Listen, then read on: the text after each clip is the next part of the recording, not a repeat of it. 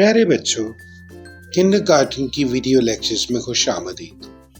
आइए मिलकर सीखें और मज़े मज़े की वीडियोस से इल्मी सफ़र शुरू करें।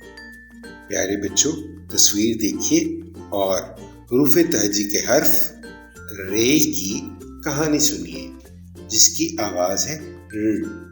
रात का वक्त था। रिजवान ने रेलगाड़ी को देखा। वहां उसने कुत्ते को रोटी खिलाई। रिजवान के भाई ने रिक्शा रोका। रिक्शे वाले ने सामान उठाने में उनकी मदद की। र रिक्शा, र रुमाल, र रस्सी, र रेलगाड़ी, र रोटी, र रात। जरा सोचिए और बताइए, रुमाल किस काम आता है? रात में आसमान पर क्या जाहिर होता है? कल के सबक में दोबारा मुलाकात होगी।